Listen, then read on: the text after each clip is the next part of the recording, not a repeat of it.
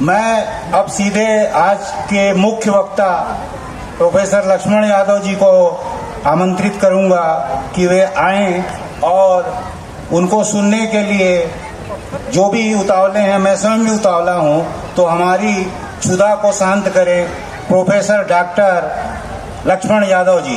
जोरदार तालियों से स्वागत करें लक्ष्मण यादव जी।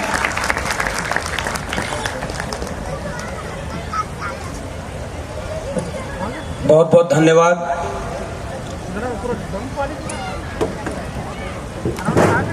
छत्तीसगढ़ भिलाई के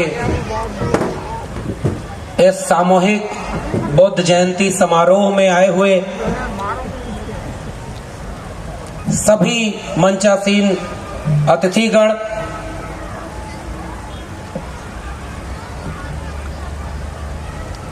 और इस आयोजन में सामने पूरे आसपास के इलाके से आए हुए आप सभी सम्मानित लोगों को मेरा सादर जय भीम, जय मंडल, जय संविधान है, इंकलाब जिंदाबाद है। आज हम सब के लिए एक बहुत बड़ा दिन है। आज एक ऐसा दिन है जो हमारे आपके लिए अपनी जड़ों तक पहुंचने का और उन्हें महसूस करने का दिन है। आज का दिन जिस तथागत बुद्ध को हम जानते हैं, उनकी जिंदगी के 3 बड़े हिस्सों से जुड़ा हुआ है, लेकिन उसमें एक सबसे बड़ा दिन इसलिए है कि आज ही के दिन तथागत बुद्ध ज्ञान प्राप्त करके एक व्यक्ति से विचार में तब्दील हो गए और आज करोड़ों लोगों के दिलों में राज करते हैं। इसलिए आज के दिन की अहमियत है।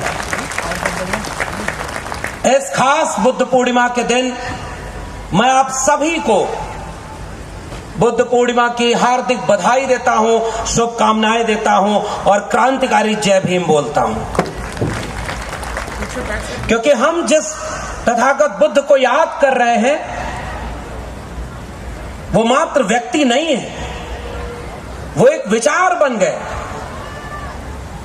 वो विचार जिसने इस दुनिया को वह दर्शन दिया, वह सबक दिया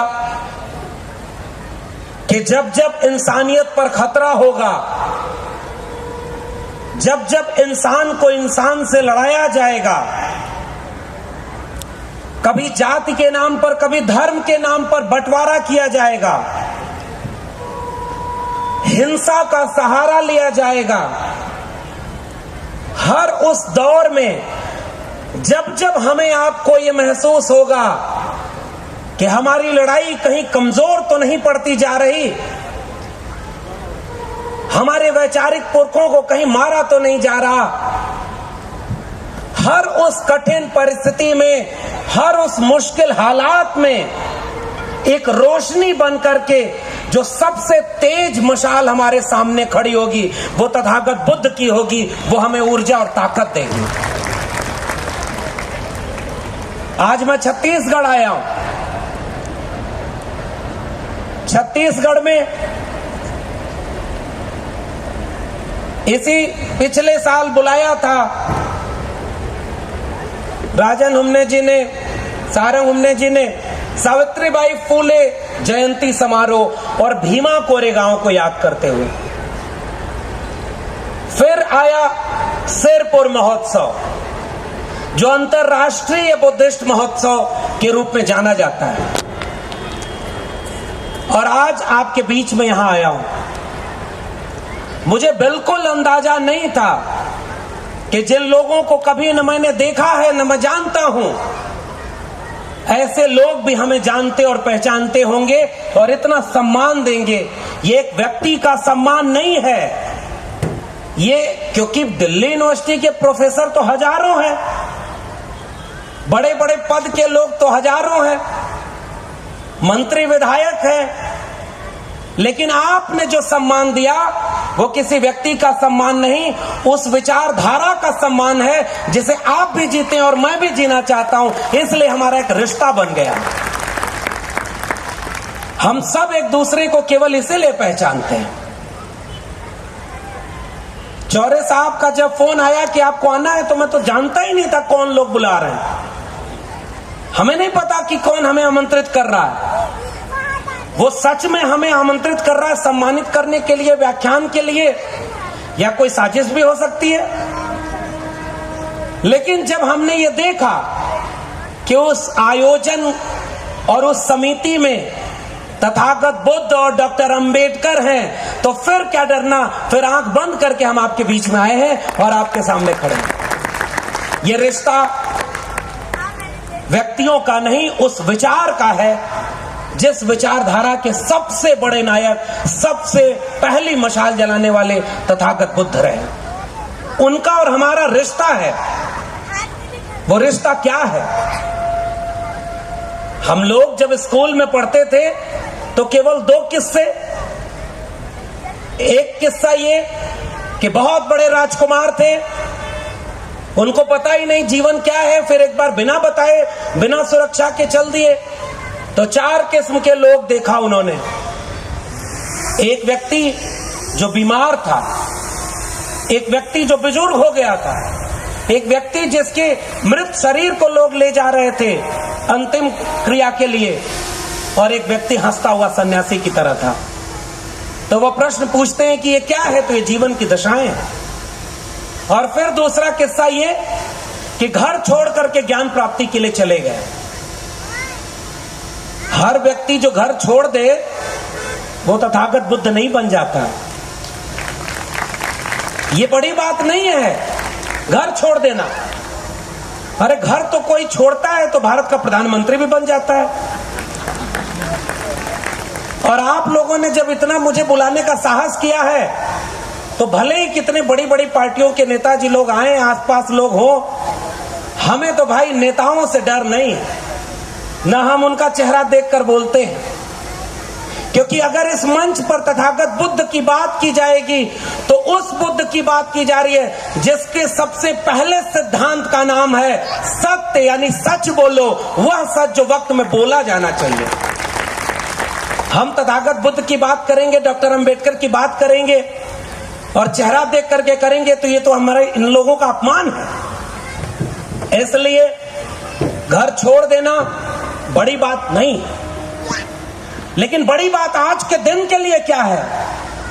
ज्ञान प्राप्त करना, और ज्ञान प्राप्त करके एक ऐसी दुनिया का ख्वाब देखना जिसमें मोहब्बत होगी, जिसमें सत्य के साथ अहिंसा होगी। और वो अहिंसा केवल मनुष्यों के लिए नहीं, पशु पक्षियों तक के लिए अहिंसा होगी, उन सब के लिए प्रेम होगा। बुद्ध का मतलब क्या है? मैं जब सोचता हूं तो ये बात वर्ष अक्सर आप भी सुनते होंगे।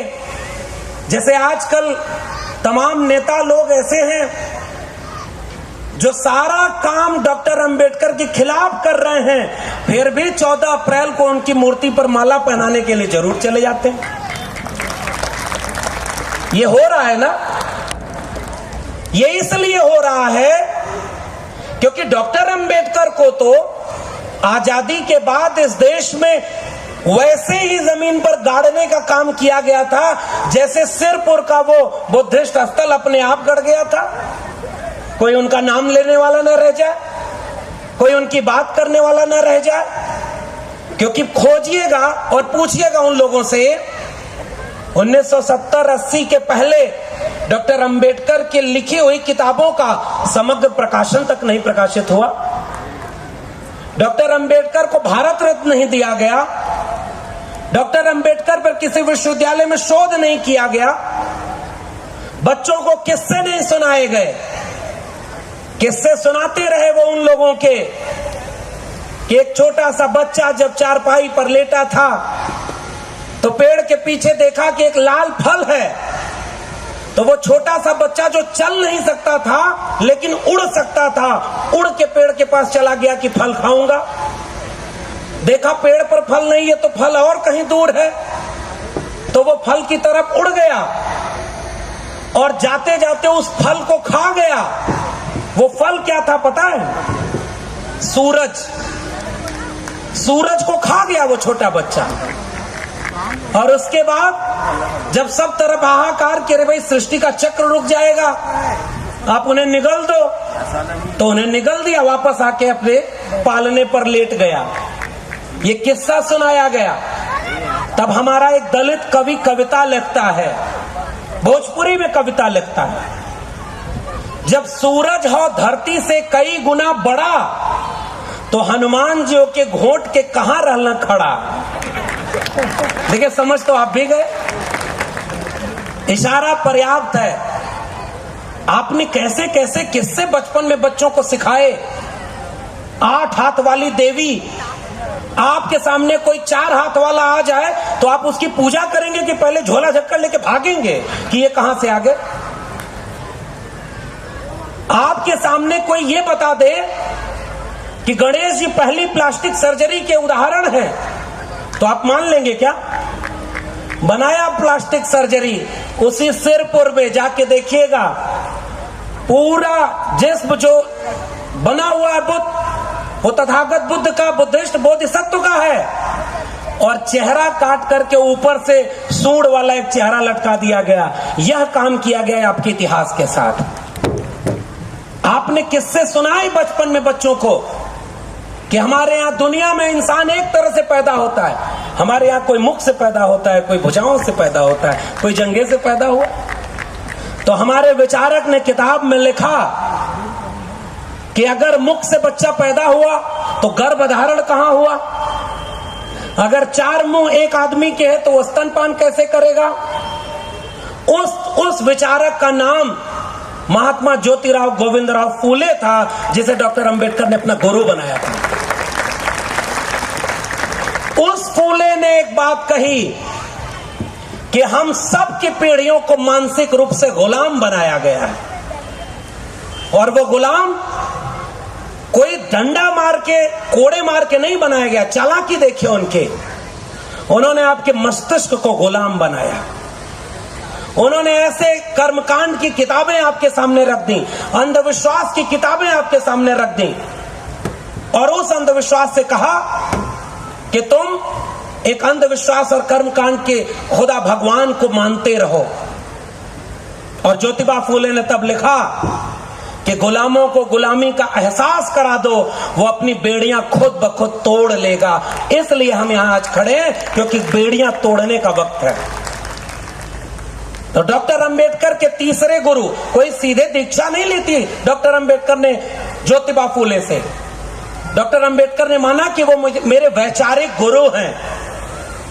वो ज्योतिबा फूले जो ओबीसी जाति से आते थे, माली जाति के थे, और जब वो अपने सबसे प्रिय मित्र की शादी में गए तो उनको ब्राह्मणों ने देख के कहा कि शूद्र हमारे साथ कैसे चल रहा है, इसे निकाल बाहर करो। पिता के पास गए तो पिता ने नाराज होकर कहा कि गनीमत मनाओ, शुक्र मनाओ कि उन्होंने तुम्हें पीटा नहीं। हम शूद्र हैं, हम उनके बराबर में नहीं खड़े हो सकते।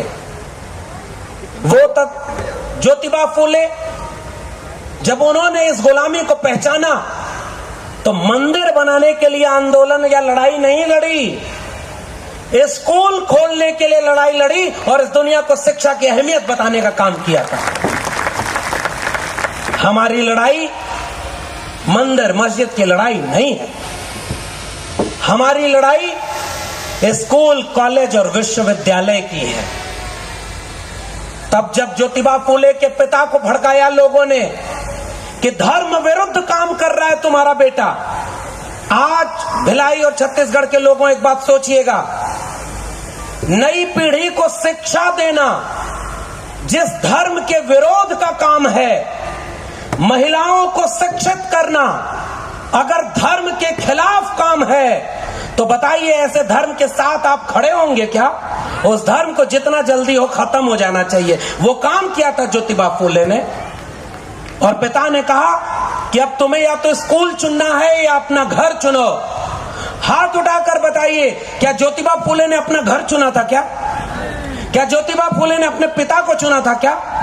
ज्योतिबा फुले ने हमारी तकदीर लिखने के लिए अपने घर छोड़ दिया और बाहर रह करके स्कूलों की श्रृंखला खड़ी कर दी। और अगर ज्योतिबा फुले न होते तो हम यहां नहीं खड़े होते। ये ईमानदारी से कबूलने की जरूरत है। उस ज्योतिबा फुले ने यह बात बड़ी बारीकी से समझाई कि गुलामी से मुक्ति क्यों जरूरी है, स्कूल कॉलेज क्यों जरूरी है। उस ज्योतिबा फुले का एक किस्सा सुनाता हूं, क्योंकि वक्त बहुत है, बहुत छोटी छोटी कुछ बातें कहूंगा आपसे। ज्योतिबा फुले ने एक नाटक लिखा है, तृतीय रत्न। उसमें लिखा है कि एक व्यक्ति, हम लोग भी बहुत परेशान हो जाते हैं, आप लोग की बात नहीं कर रहा हूं, जो बुद्ध पूर्णिमा के दिन सज धज कर त्योहार मनाते हुए नए कपड़े पहनकर पूरे शहर में रैली निकालते हुए जय भीम और नमो बुद्धाय का नारा लगाए, उनके सामने कोई ज्ञान की बात करना मेरे लिए हिमाकत का काम है। इसलिए मैं आपसे ज्ञान की बात नहीं कर रहा हूं, क्योंकि आप लोग ऑलरेडी जगे हुए लोग हैं। अगर आप जगे ना होते तो हमारे आपके घरों के बच्चे त्रिशूल और तलवार लेकर के किसी मस्जिद के सामने नारा लगा रहे होते, टोपी वाला सर झुका के जय श्री राम बोलेगा। वो हमारे लोग नहीं है ना। वो हिंसा और नफरत हमारे लोगों का काम नहीं है। हमारे लोगों को समझाना है कि हमारे बच्चों की तकदीर तब बदलेगी जब उन्हें शिक्षा और रोजगार की बात की जाएगी। ये मंदिर और मस्जिद की लड़ाई तुम्हारी लड़ाई है, ये हमारी लड़ाई नहीं है। क्योंकि तुमने धर्म के नाम पर हमें मानसिक रूप से गुलाम बनाया और हमारे पुरखों ने गुलामी से मुक्ति की बात की।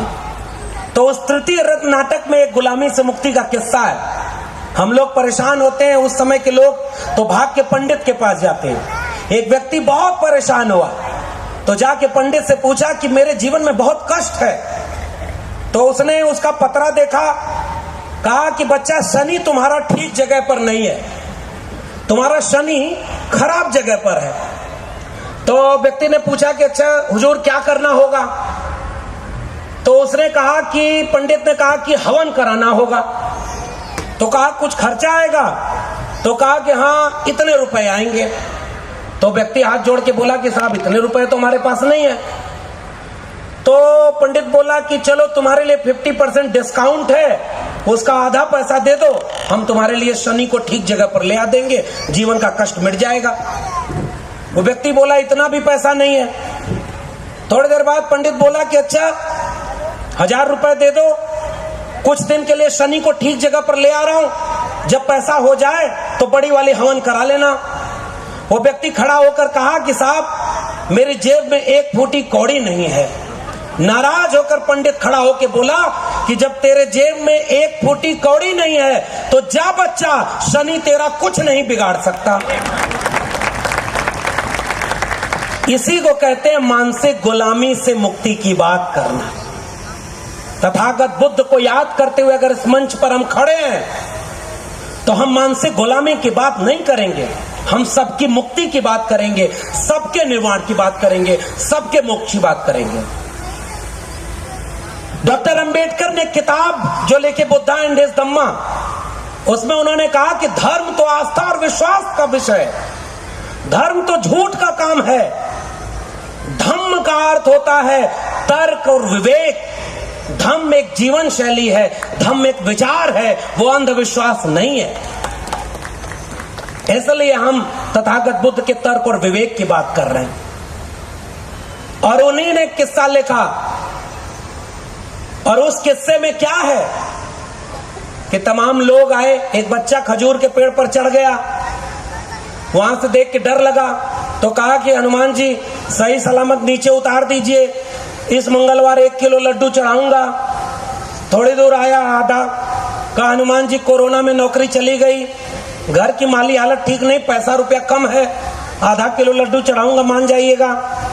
थोड़ा और नीचे उतरा, कहा कि आजकल हालात बहुत खराब हैं, पैसा अर्थव्यवस्था डूब गई, पेट्रोल का दाम 100 रुपया से ऊपर हो गया, गैस सिलेंडर 1000 रुपए के ऊपर हो गई, नौकरी छूट गई, 250 ग्राम लड्डू चढ़ाऊंगा, उसी में खुश हो लीजिएगा।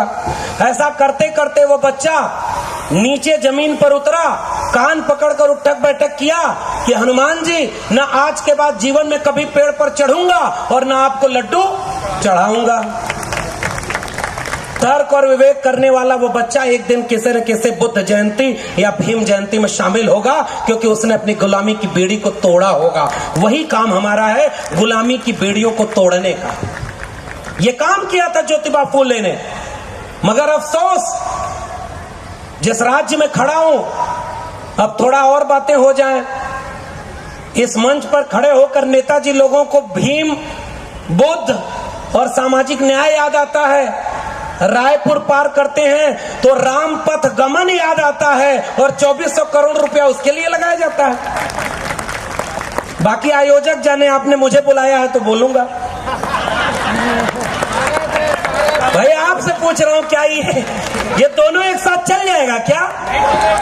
ये दोनों एक साथ कैसे चलेगा? ईमानदारी का नाम है बुद्ध और बाबा साहब अंबेडकर, इसमें दोहरा चरित्र कभी नहीं चलेगा। वैसे लोगों को पहचानिए जो ईमानदारी से आपके साथ खड़े हैं।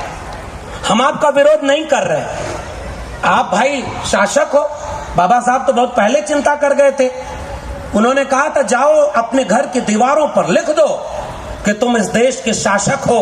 हम नहीं लिख पाए, हम इसलिए आज गुलाम बने बैठे हैं।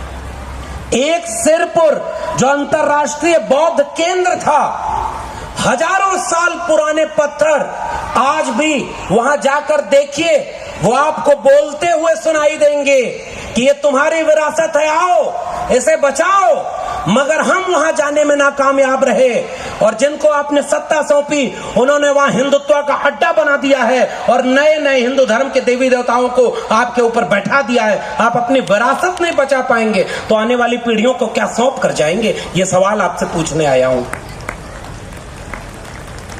हजारों साल पुराने पत्थर हैं, खुदाई नहीं हुई ढंग से, ऐसे ऐसे बौद्ध विहार हैं। मेरा नाम लक्ष्मण है जिसमें मेरी कोई भूमिका नहीं, मैंने नहीं रखा भाई।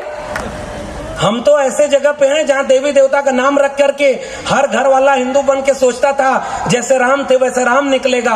नाम पृथ्वीपाल सिंह और जमीन बिस्सा भर भी नहीं, तो नाम में कुछ नहीं। लेकिन जाइए वहां देखिए, लक्ष्मण गुप्त का मंदिर, राम और लक्ष्मण का मंदिर बना दिया गया।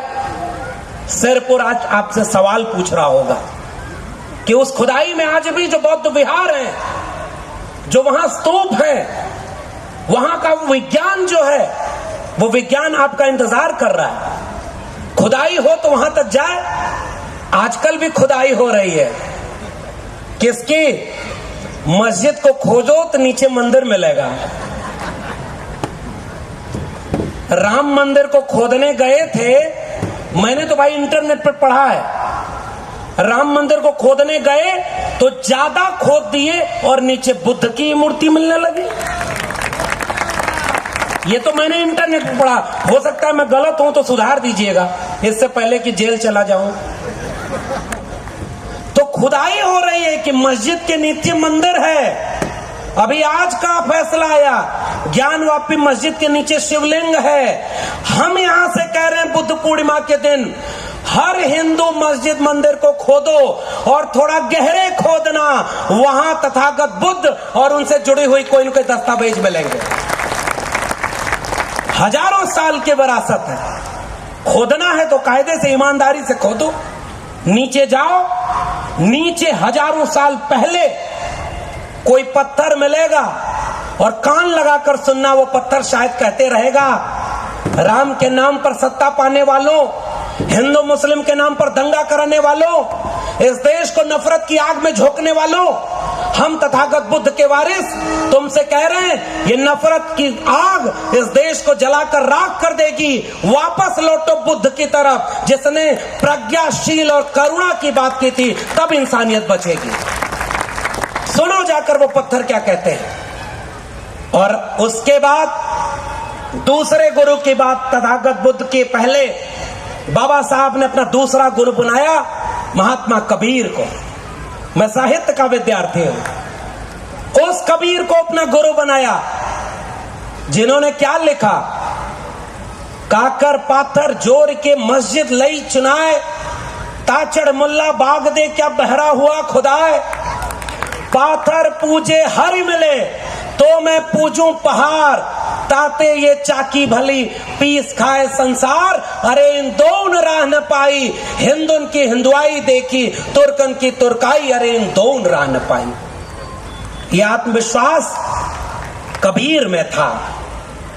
उस कबीर को अपना दूसरा वैचारिक गुरु बनाया था बाबा साहब ने। जो नेता आपके सामने आए, लाखों रुपए के काम की घोषणा करे, मना मत करिएगा, पैसा ले लीजिएगा, नाली भी ठीक कराइएगा और चौराहा भी ठीक कराइएगा।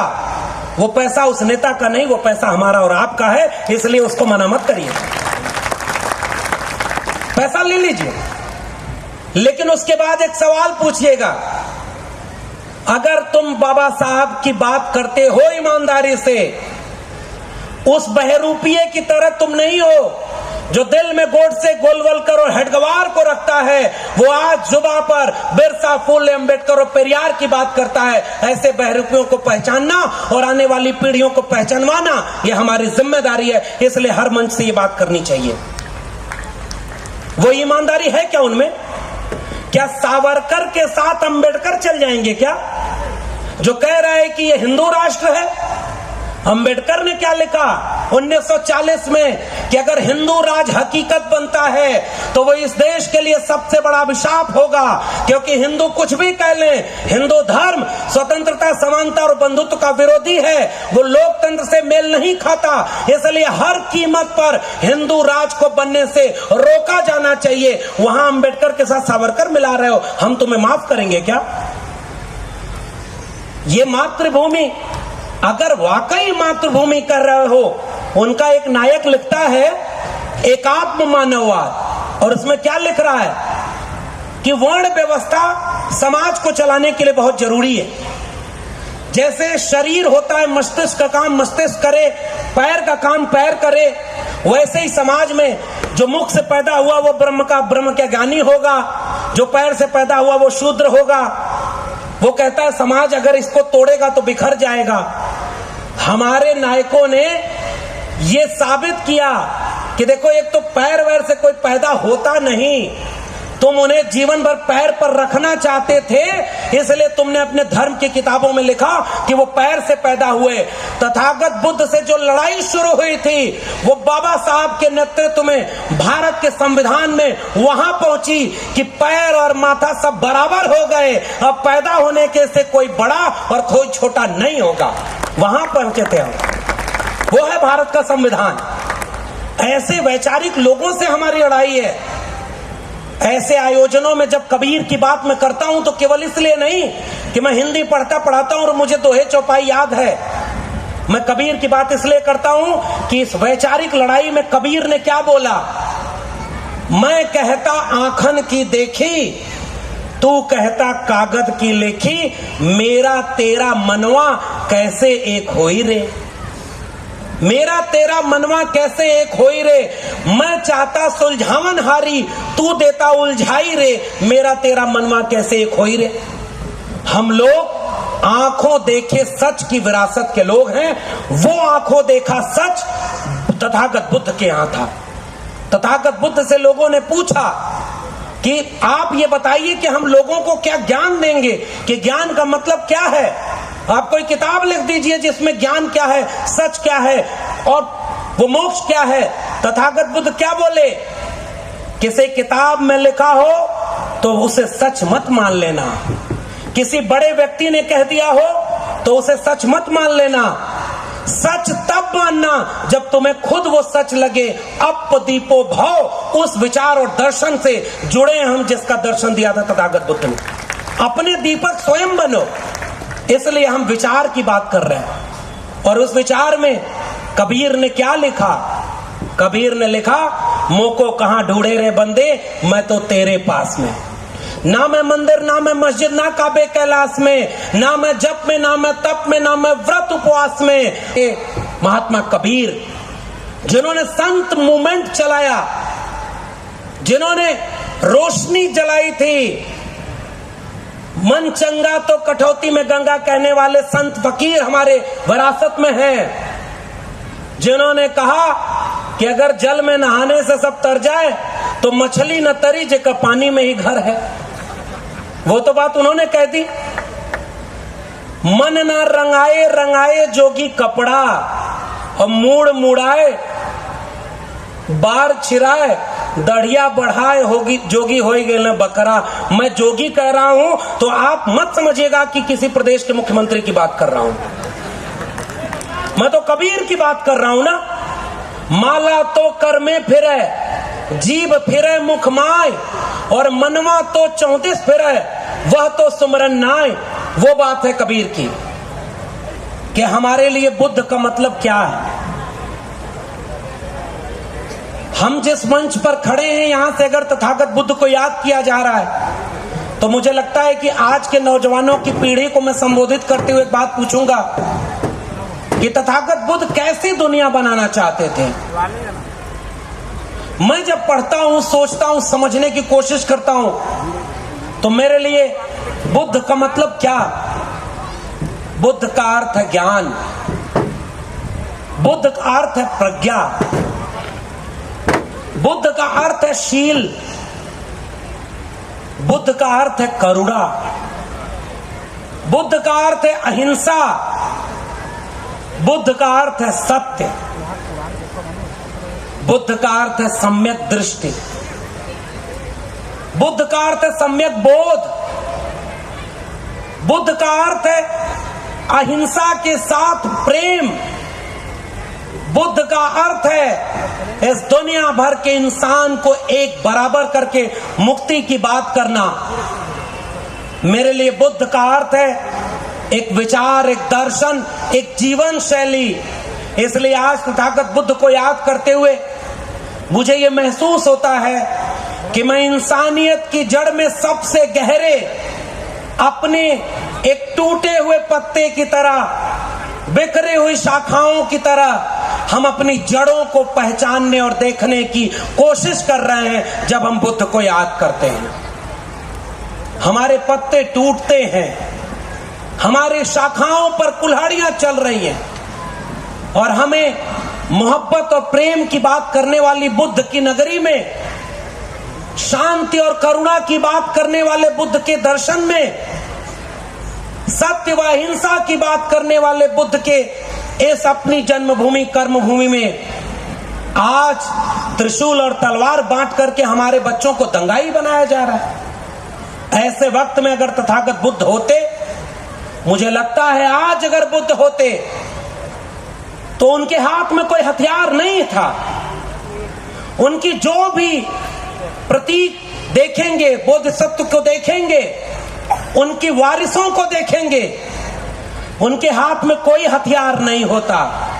उनके हाथ और उनके मस्तिष्क पर करुणा व प्रेम दिखता है, और वो अगर होते तो उनके सामने खड़े होते जो पूजा भी उन देवी देवताओं की करते हैं, जो कोई त्रिशूल लिए है, कोई तलवार लिए है, कोई गणासा लिए है, कोई फरसा लिए है। ये दो विचारधाराएं अलग अलग है ना। आप हिंसा की पूजा करते हो। मैं एक सवाल पूछता हूं कि तुम्हारे देवी देवता तलवार, त्रिशूल, गदा, फरसा किसके ऊपर चला रहे थे? ये मेरा सवाल है।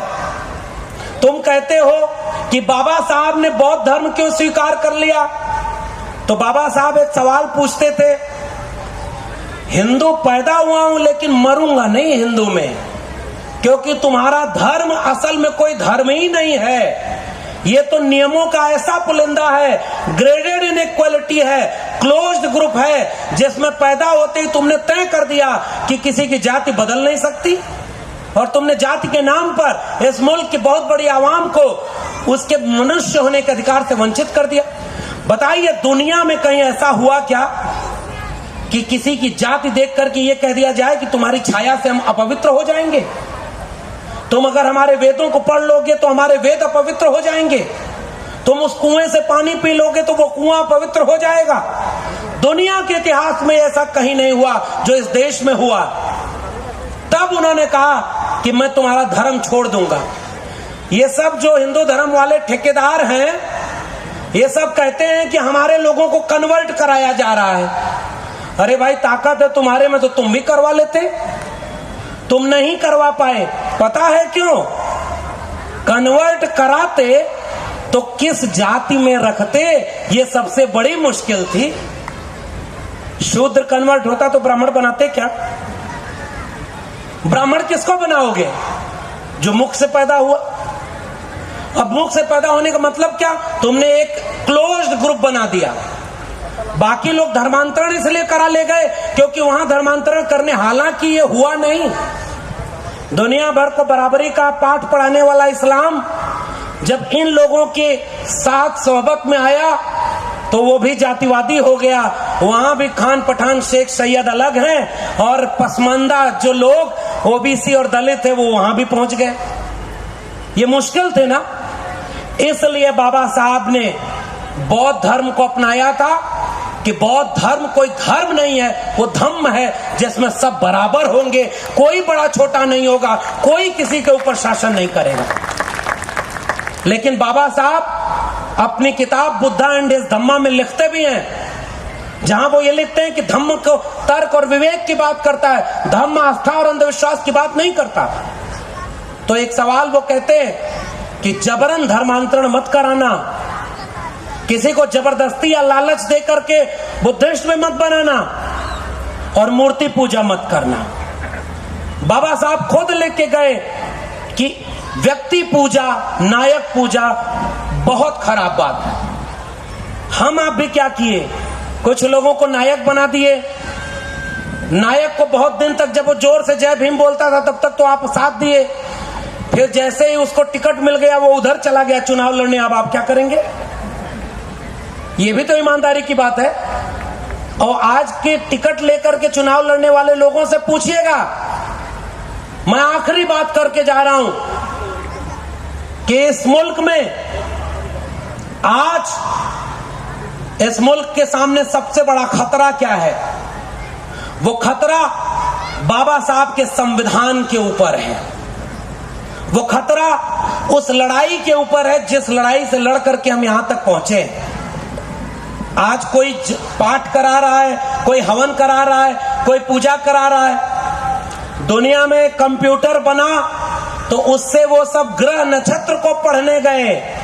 इस देश में जब कंप्यूटर आया तो उससे सब जन्म पत्री बनाना शुरू कर दिए।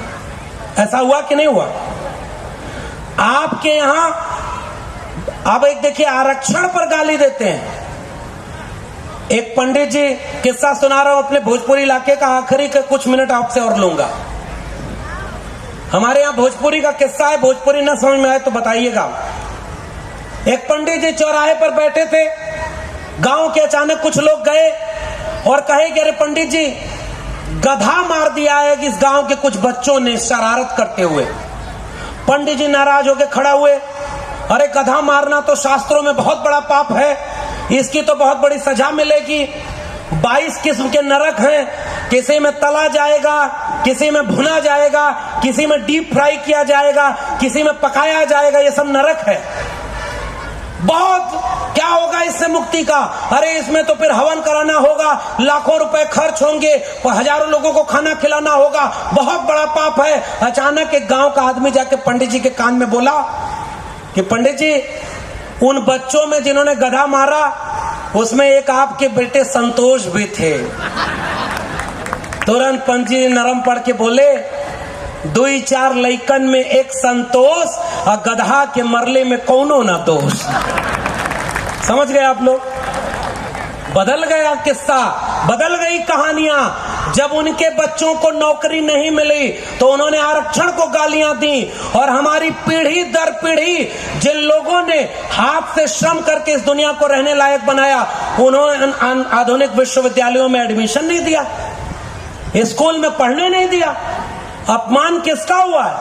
आज कुछ बोलो तो उनकी धार्मिक भावना आहत हो जाती है, यूएपीए लगा देते हैं, जेल में डाल देते हैं। पता है ना कि धर्म के अपमान कर दिया। हमारे प्रोफेसर हनी बाबू दिल्ली विश्वविद्यालय के प्रोफेसर जेल में है, वो हमारे बहुजन विचारक थे। उन्होंने रोस्टर आंदोलन से लेकर के आरक्षण की लड़ाई लड़ी है और वो आज 2 साल से जेल में है। प्रोफेसर आनंद तेलतुंबड़े एक बहुत बड़े विचारक, दार्शनिक, और जाति पर बहुत शानदार काम करने वाले बाबा साहब की रिश्तेदारी से भी आते हैं।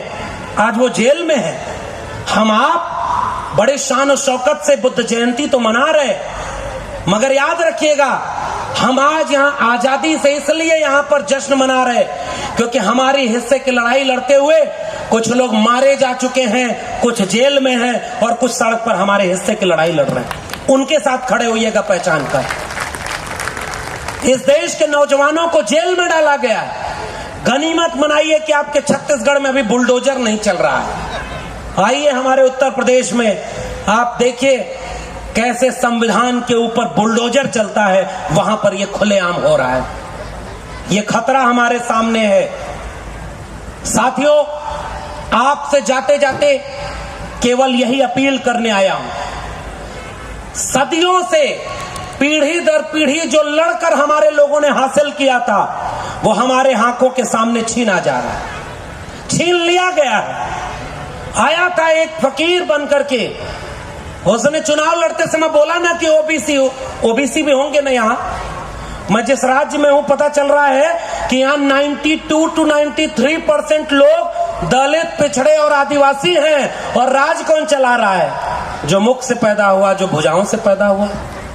ये आपके राज्य में हो रहा है कि नहीं हो रहा है? यहाँ तो 3 से 4% वो लोग हैं, 4-5% वो हैं और राज उनका चल रहा है। इसलिए मैं आपसे पूछने आया हूं, हमारी हिस्सेदारी कहां गई? आरक्षण को गालियां देते हो। ओबीसी समाज के लोगों को मैं अपील करता हूं, भारत का संविधान न होता तो मंडल कमीशन न होता, और मंडल कमीशन न होता तो मैं और मेरे जैसे हजारों लोग वहां नहीं होते जहां वो पहुंच करके इस देश के सामंती और मनुवादियों से आंख में आंख डाल करके ललकार रहे हैं कि तुम संविधान विरोधी हो और हम तुम्हारे खिलाफ खड़े हैं। हम यहां खड़े हैं क्योंकि भारत का संविधान और मंडल कमीशन है। हम यहां खड़े हैं क्योंकि तथागत बुद्ध की विचारधारा हमारे साथ है। हम यहां खड़े हैं क्योंकि कबीर, रविदास, पलटू, दादू भीखा, गुरु नानक और बुल्ले शाह की विचारधारा, नारायण गुरु अय्यंकाली की विचारधारा हमारे साथ है। लेकिन हमारे लोग कहां हैं? ओबीसी के लोग कहते हैं कि हम तो क्षत्रिय हैं। आप लोगों से भी कहते हैं, चिढ़ाइएगा मत उनको। क्षत्रिय हैं, अगर त्रिशूल तलवार पकड़ लिए तो हमारा आपका क्या होगा? इसलिए उन्हें प्रेम से समझाना है, उनसे सवाल पूछना है। चलो माना तुम शूद्र नहीं हो, तुम माना क्षत्रिय हो। यादव, कुर्मी, कोयरी जितनी जातियां हैं, मौर्य वंश तुम्हारा था, मगध वंश तुम्हारा था, है पाल वंश तुम्हारा था, गुर्जर प्रतिहार तुम थे, जाट वंश तुम्हारा था, भील राज तुम थे, गोंडवाना लैंड तुम्हारा था। अरे हमारे लोग, सच बात तो यह है कि हम लोग शासक लोग थे जिन्हें आज गुलाम बनाया गया है। हमें वापस गुलामों को गुलामी का एहसास करा के शासक बनाना है, तब तथागत बुद्ध की लड़ाई पूरी होगी, बराबरी की दुनिया बनानी। तो उनसे क्या पूछना है? केवल यही कि हम कहां हैं इस देश को चलाने में। अगर ओबीसी की आबादी मंडल कमीशन के हिसाब से 52% है और 2011 की जनगणना के अनुसार 17 से 18% दलित हैं, 7.5% से ज्यादा लगभग 8-9% आदिवासी हैं, तो ये सब मिलाकर 90%। अगर 90% लोग जिन्हें तुम हिंदू बनाते हो, सुनो हिंदू राष्ट्र वालों, अगर हम हिंदू, दलित हिंदू, पिछड़ा हिंदू, तो बताओ राजस्थान में जितेंद्र मेघवाल की हत्या मूंछ रखने पर क्यों हुई? अगर वो भी हिंदू था तो बताओ कि हाथरस में उस दलित बेटी को, उसकी लाश को पेट्रोल जलाकर क्यों जला दिया गया? बताओ अगर हम सब हिंदू थे तो रोहित वेमुला, पायल तड़वी की सांस्थानिक हत्या क्यों हुई? हिंदू तब बनाते हो जब मुसलमान के खिलाफ दंगा कराना होता है। अगर हम हिंदू थे तो हमें मंदिर में जाने से किसने रोका? अगर हम हिंदू थे तो दलित को घोड़ी पर चढ़ने से कौन मारता है? मुसलमान मारता है क्या? आज तुम कहते हो कि हिंदुओं जागो। अरे हिंदुओं जागो नहीं, अब इस देश में कहना होगा तथागत बुद्ध के वारिसों जागो। खुदाई के दौर में कुछ और गहरी खुदाई करो। हमारी विरासतें हजारों साल पहले वहां दफन है। हम सब बराबर के लोग थे। इसलिए उनसे सवाल पूछिएगा, अपमानित मत करिए। मैं एक आपसे सवाल पूछ रहा हूं, आप लोग जय भीम जोर से बोलते हैं ना? जरा आसपास देखिएगा, जो जोर से जय भीम बोल रहा है उसके हाथ में कलावा तो नहीं है? पूछिएगा अपने आसपास, है ना? अरे भाई देखिए, ईमानदारी तो आप भी समझ तो गए होंगे। वो कलावा वाले को अगर आप चिढ़ाएंगे, उस कलावा पहनने वाले को चिढ़ाएंगे, तो क्या वो कलावा छोड़ देगा? नहीं छोड़ेगा। हम आप क्या कर रहे हैं? कैंची लेके घूम रहे हैं, यहां काट दिया वहां काट दिया। अरे तुम शुद्ध अम्बेडकरवादी नहीं हो, तुम बुद्ध को मानने वाले नहीं हो, कैसे दलित हो और कैंची लेके घूम रहे हैं? नहीं साहब, हमारे लोग क्या कहते थे? प्रज्ञाशील, करुणा, तर्क और विवेक से उसके साथ संवाद करो, उसे अपने आप तैयार करो। अपने आप वो कैंची उठाकर एक दिन अपना भी कलावा काटेगा और 10 और लोगों को असली वारिस बनाएगा, जो बुद्ध और अम्बेडकर के वारिस थे। हम आप क्या करते हैं? उसका मजाक बनाते हैं। मजाक नहीं बनाइएगा। और ओबीसी के लोगों से भी कह रहा हूं, आप अगर ओबीसी को चिढ़ाएंगे कि ओबीसी हिंदू बन गया, कांवड़ हो रहा है, अरे भाई सारे ओबीसी कांवड़ नहीं ढोते।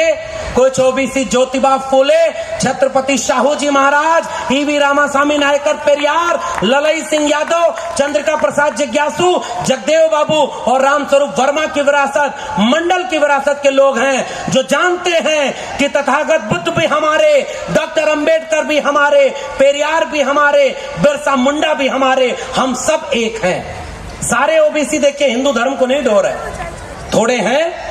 उनके लिए क्या करना है? उनको भी मत चिढ़ाइए। नहीं तो आप ये बताइए, तर्क और विवेक का काम आसान है कि हिंदू बनने का? वो हिंदू बन जाएगा ना? उसे संवाद करिए। मेरा सवाल उस ओबीसी तक ले जाइएगा। ओबीसी भाइयों, अगर तुम हिंदू थे तो बताओ, अब तक अगर इस देश के सर्वोच्च न्यायालय में 100 जज बने तो 100 में 50 ओबीसी बनने चाहिए थे कि नहीं बनने चाहिए थे? अगर इस देश में 100 कुलपति केंद्रीय विश्वविद्यालयों में अब तक बने तो 100 में 50 ओबीसी बनने चाहिए थे कि नहीं? दलित बनने चाहिए थे 15 की नहीं? आदिवासी बनने चाहिए थे कि नहीं? हमारे वकील, हमारे जज, हमारे प्रोफेसर, हमारे डॉक्टर, हमारे इंजीनियर, हमारे उद्योगपति, हमारे व्यवसायी, हमारे वकील, वो कहां चले गए? अगर हम सब हिंदू थे तो हमारा रास्ता किसने रोका? एक बात बताओ, मैं दिल्ली विश्वविद्यालय से आता हूं और देखिए भाई, टेम्परेरी प्रोफेसर हूं, अभी परमानेंट नौकरी नहीं है। कुछ दिन मेरे घर वालों को भरोसा हुआ था कि एक मसीहा आया है 2014 में, नारा लगा रहा है, वो बेच रहे हैं भारत को, मैं चैन से कैसे सो जाऊं, सौगंध मुझे इस मिट्टी की, मैं देश नहीं बिकने दूंगा। जब गुजरात का मुख्यमंत्री रहा तो जाति नहीं बताई, और जब प्रधानमंत्री का चुनाव लड़ने आया तो कहा मैं ओबीसी हूं। ऐसे फेक ओबीसी को पहचानने की जरूरत है कि नहीं? वो सेल्फ मेड ओबीसी है। और जब वो राज पा गया तो रेल बेच दिया, भेल बेच दिया, सेल कर दिया, बैंक बेच दिया, उद्योग बेच दिए, वित्तीय निगम बेच दिए, हमारे आपकी शिक्षा बेच दी, हमारी जमीनें बेच दी, और पूरे देश को अपने उन 2 दोस्तों के पूंजीपतियों के हाथों बेच दिया है। भारत का संविधान अब कहीं बचा नहीं है, ईमानदारी की बात यह है। लेकिन उस पर कोई नाराजगी क्या करेंगे? उसने तो पहले ही कहा था, मेरा क्या है जी, मैं तो फकीर आदमी हूं, झोला लेके चल दूंगा किसी दिन, हमारा आपका क्या होगा? इसी दिन रात का सपना देखा था क्या डॉक्टर अंबेडकर ने? Doctor Ambedkar Bombay legislative assembly में बोलते हुए कहे, इस देश में जो पूंजी है वो इस देश के 90% दलितों, पिछड़ों, आदिवासियों की है। वो पूंजी किस पर खर्च होनी चाहिए? शिक्षा पर। और आज नई शिक्षा नीति के नाम पर शिक्षा बेच दी। लाखों लाख रुपए अगर आपकी जेब में नहीं है तो आपके बच्चों को शिक्षा नहीं मिलेगी, और शिक्षा मिलेगी भी तो क्या? यो सिलेबस बदल दिया। सिलेबस बदल दिया तो क्या कहेंगे कि महाराणा प्रताप ने युद्ध जीत लिया था। वो क्या कहेंगे कि महाभारत काल में इंटरनेट चल रहा था। आज का इंटरनेट तो ढंग से दे नहीं पाते और वो सब महाभारत काल में इंटरनेट चलाते हैं। बताइए रे भाई। वो कहते हैं कि हम विज्ञान के लोग थे, हमारे यहाँ जीरो की खोज हुई। मैं नागपुर में बोलते हुए एक सवाल पूछा था, हम भी मानते हैं कि हमारे यहाँ जीरो की खोज हुई, लेकिन उस जीरो से आगे क्यों नहीं बढ़ पाए? आज जितना कपड़ा पहनते हो, जितना उद्योग चलाते हो, जितना मोबाइल हाथ में लिए हो, जितना भी सामान इस्तेमाल करते हो, इसमें एक भी तुम्हारे देश की कंपनियों का नहीं है। भारत आजाद हुआ तो भारत के लोगों की आबादी थी 30 करोड़ और भारत में देवी देवता थे 33 करोड़। 3 करोड़ देवता जनसंख्या से ज्यादा थे, फिर भी वो गुलाम बने बैठे थे। ये सवाल है कि नहीं? जितना इंसान नहीं उतना देवता, और फिर भी आप गुलाम थे। कह रहे हो कि मुगलों ने गुलाम कर दिया, मुगलों से बदला लेना है, अंग्रेजों ने गुलाम कर दिया, अंग्रेजों से बदला लेना है। बुद्ध जयंती के दिन क्या हम लोग एक बात नहीं कह सकते कि बुद्धिज्म के खिलाफ जिस ब्राह्मणवाद और मनुवाद ने हमला किया था, हमें भी तो उससे बदला लेना चाहिए? मगर वो बदला त्रिशूल तलवार का नहीं होगा। वो बदला किसका होगा? प्रज्ञा, ज्ञान, करुणा का होगा, सत्य अहिंसा का होगा, वह तर्क और विवेक का होगा, जो तथागत बुद्ध का दर्शन था। इसलिए इन लोगों के सामने चुनौती हमारी, देखिए आखिरी बात, सब कुछ बिक गया है, मैं कड़वी बात कह रहा हूं। हम उस दौर में तो हैं कि पूरे शहर में हम तथागत बुद्ध और बाबा साहब को याद करते हुए घूम ले रहे हैं। हम यहां खड़े होकर के ललकार के बोल रहे हैं कि भारत के संविधान के खिलाफ जो कोई भी है, हम उनके खिलाफ खड़े हैं, क्योंकि भारत का संविधान है इसलिए हम बोल रहे हैं। मगर सच बात यह है कि केवल अब यह संविधान दिखावे का बचा है। ये कड़वी बात है। जब सारी सरकारी नौकरी बिक गई, जब सरकारी शिक्षा, नई शिक्षा नीति 2020 में बिक गई, तो आरक्षण कहां लेंगे आप? आरक्षण तो खत्म हो गया। कल तक आरक्षण को गाली देते रहे। एक आदमी पंडित जी गए प्रवचन करने, तो एक शूद्र के यहां गए, वो बोला हमारा बेटा बड़ा नालायक हो गया, क्या करें? कहा इसका शनि नहीं ठीक, इसका राहु नहीं ठीक, इसका केतु नहीं ठीक, हवन कराओ, पूजा कराओ, तब इसे नौकरी मिलेगी। बेटा साथ गया था पंडित जी का, बेटा घर लौटा, पंडित से पूछा कि पिताजी हमारा भी ग्रह देख लीजिए, हमें नौकरी क्यों नहीं मिल रही? तो पंडित ने पलट के पूछा कि तुम्हारा ग्रह ठीक है, आरक्षण है इसलिए तुमको नौकरी नहीं मिल रही।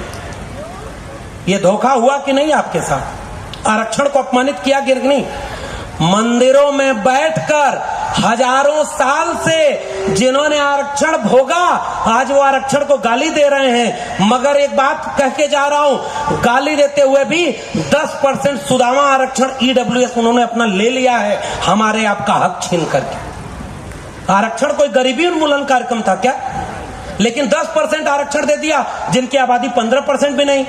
इसी देश में जब लोग समझौता कर रहे हैं विचारधारा से, एक तरफ जय भीम बोल रहे हैं, एक तरफ उधर हिंदू राष्ट्र भी बना रहे हैं, उसी समय पेरियार की जमीन पर एक मुख्यमंत्री ऐसा भी है जिसने कहा कि हमारे राज्य में अगर 3% अपर कास्ट की आबादी है तो 10% ईडब्ल्यूएस लागू ही नहीं करेंगे। उन्होंने आरक्षण ही नहीं लागू किया, और उसने आंख में आंख डाल करके कहा कि प्रधानमंत्री और गृह मंत्री सुन लो, मैं पेरियार का वारिस हूं, अब पुजारी भी बनेगा तो परीक्षा देकर बनेगा, हर जाति के लोग अब पुजारी बन सकते हैं। ये इस देश में हो रहा है कि नहीं? आओ उत्तर भारत के लोगों, मध्य भारत के लोगों, एक मुट्ठी बांधते हैं। वक्त कितना भी बुरा हो, इतना बुरा नहीं हो सकता कि उससे बुरा नहीं हो सके। हमारे लिए वक्त इतना बुरा नहीं है। अब तो वैक्सीन लगा दिया, थैंक यू का पोस्टर लग रहा है ना प्रधानमंत्री के नाम। एक हल्की बात और कर रहा हूं, थैंक यू उन हिंदू राष्ट्र वालों को भी बोलिए, इस देश के 90 से 95% दलितों, पिछड़ों, आदिवासियों को अब यह समझा दिया है कि अगर तुम्हें अपनी विरासत बचानी है तो आओ एकजुट हो जाओ। 2 अप्रैल का भारत बंद इन बहुजनों ने किया था, 5 मार्च का भारत बंद इन बहुजनों ने किया था। मुट्ठी बांधिए, हमको मौका मिला है एक होने का। यह आखिरी पैगाम और अपील है मेरी। ओबीसी भी समझ रहा है, चढ़ाइएगा मत, बस मेरी अपील है, समझाइएगा, उससे पूछिएगा मेरा सवाल। मैं यादव हूं, मैं पूछता हूं यादव जी लोगों से, चाहे तुम पेरियार ललई सिंह यादव को मानो, चाहे कृष्ण को मानो, मेरे सवाल का जवाब दो। इस देश में जितने जज बने उनमें से कितने यादव हुए? कितने कुलपति यादव हुए? कितने ब्यूरोक्रेट यादव हैं? नहीं है भाई।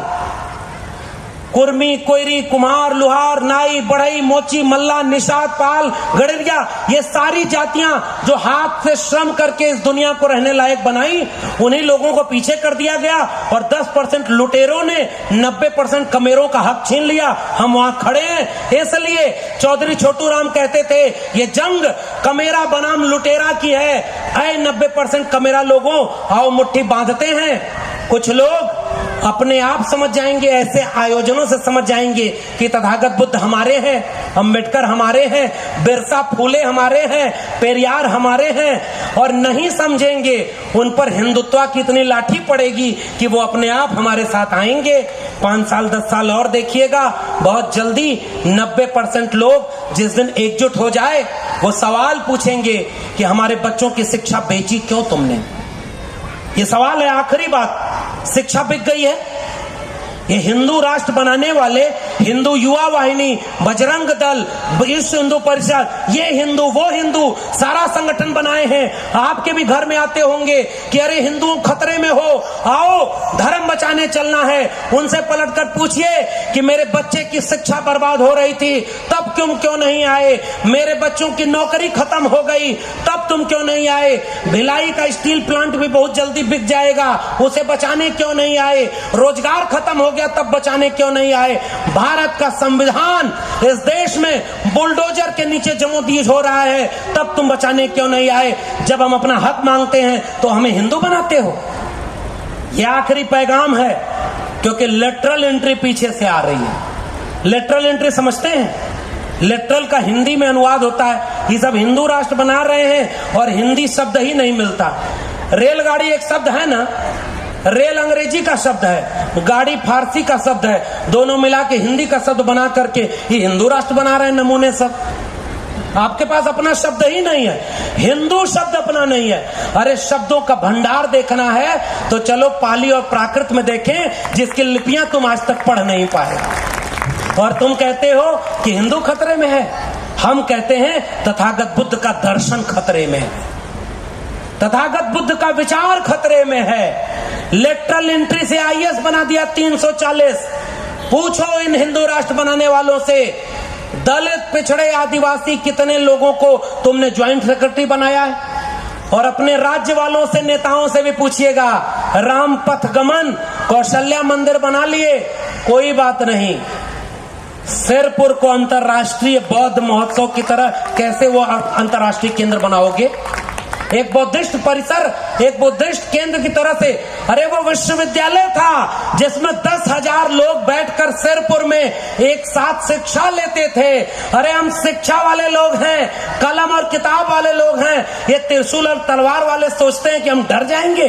अरे हमारे साथ जब तथागत बुद्ध हैं तो हम कोई डरने वाले लोग नहीं। हाँ, हमारे लोग कुछ भटके हुए हैं, प्रेम से उन्हें समझाएंगे, जैसे छत्तीसगढ़ वाले लोगों से भी समझाइएगा। राम पथगमन बना दिए तो बुद्धा पथगमन भी बनाओ, यही अपील करिएगा। बुद्धा पथगमन भी बनना चाहिए ना।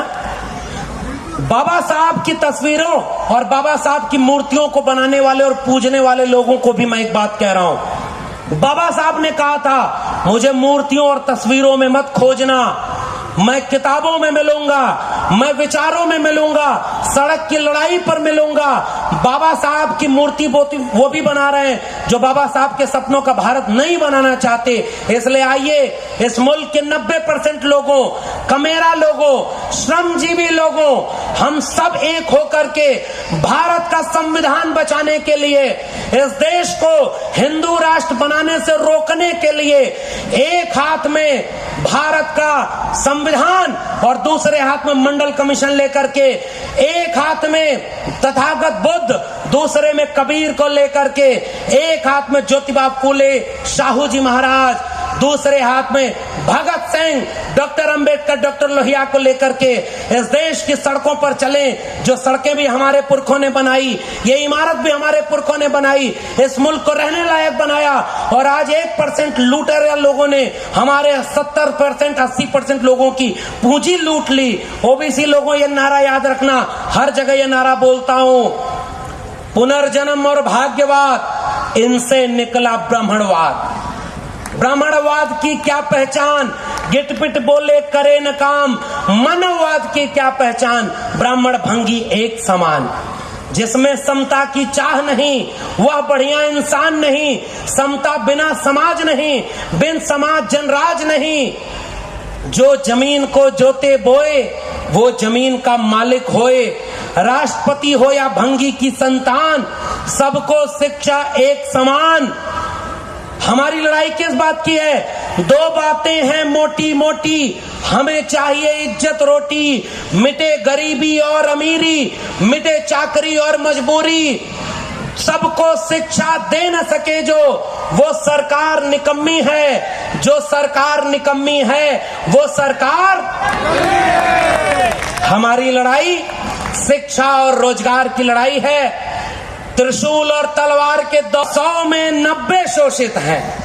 आखिरी नारा डॉक्टर लोहिया ने कहा था पिछड़ों के लिए कि पिछड़ा पावे 100 में 60, सन सो पाने बांधी गांठ। उस नारे को आगे बढ़ाया हमारे पुरखों ने कि 100 में 90 शोषित हैं। शोषितों ने ललकारा है, धन धरती और राजपाट में 90 भाग हमारा है। 10 का शासन 90 पर नहीं चलेगा, नहीं चलेगा। लेकिन वो शासन क्यों चल रहा है? क्योंकि हम बिखरे हुए हैं। हम एकजुट हों, थोड़ा दिल बड़ा करिए, हमारी नाक बड़ी हो गई है। ये शिकायत है मेरी हर उस सामाजिक न्याय के मंच से। हम आपस में लड़ते हैं, आप खोज कर देखिएगा डॉक्टर अंबेडकर के नाम पर जितना संगठन डॉक्टर अंबेडकर ने बनाया था उसके कितने टुकड़े हुए, बुद्धिस्ट सोसाइटी ऑफ इंडिया के कितने टुकड़े हुए, रिपब्लिक पार्टी ऑफ इंडिया के कितने टुकड़े हुए। हम जितने लोग नहीं उतने संगठन बन गए और हम आपस में एक दूसरे से लड़ते हैं। ये सच बात है कि नहीं है? क्योंकि हमारी नाक लंबी हो गई, दिल छोटा हो गया। हम आने वाली पीढ़ियों का साफ जवाब नहीं दे पाएंगे कि ललकार के भाषण तो दे गए तुम भी भिलाई में। मुझसे पूछेंगे लोग कि तुम दिल्ली विश्वविद्यालय में पढ़ाते थे, तुम्हें सम्मानित किया लोगों ने बुलाकर, तुम ललकार के भाषण दे गए, फिर भी ये देश बचा क्यों नहीं? मैं क्या जवाब दूंगा? मैं अपने से जवाब देने के लिए आपसे गुजारिश करने आया हूं। हमें भाषा बदलनी होगी, प्रेम की भाषा बोलनी होगी। उस भाषा में बात करिए जिसमें लोग समझें। और महिलाएं यहां पर बैठी हैं, तथागत बुद्ध की बात हो या डॉक्टर अंबेडकर की बात हो, मैं उस मंच को कभी भी पूरा नहीं मानता जिसमें सारे पुरुष बैठे हुए और एक भी महिला न बैठी हो। मैं भी शर्मिंदा हूं इस मंच पर। अगली बार ध्यान रखिएगा, महिलाएं इसलिए क्रांति के आगे कर सकती हैं। दो बात, वक्त ज्यादा ले रहा हूं, बस खत्म कर रहा हूं। जितना दंगा हो रहा है त्रिशूल और तलवार वाला, उसमें महिलाएं जा रही हैं दंगा करने क्या? ये सारा दंगा तो पुरुष करते हैं। दूसरा सवाल, पुरुषों की क्रांति घर की दहलीज पर आकर रुक जाती है, दम तोड़ देती है। मगर एक महिला जिस दिन तथागत बुद्ध की बात करते हुए, बाबा साहब की बात करते हुए, फूले पेरियार की बात करते हुए, बिरसा मुंडा, जयपाल सिंह मुंडा की बात करते हुए दूसरे घर में जाएगी, चूल्हे पर बैठकर दूसरी महिला से बात करेगी कि बहन वो जो भिलाई में है बुद्ध परिसर है ना, वहां बड़ी ज्ञान की बात हुई थी कि महिलाओं की आभूषण तो बेड़ियां हैं, हम लोग तो पितृसत्ता में फंस गए, हमारा हक पुरुषों ने मार लिया, हमें पितृसत्ता के खिलाफ लड़ना है, हमें मनुवाद के खिलाफ लड़ना है, चलो बहन क्रांति करें। तो महिला दूसरे महिला को जिस दिन लेकर आपके आयोजन में आएगी उस दिन क्रांति होगी, पुरुषों से कोई क्रांति नहीं होने वाली।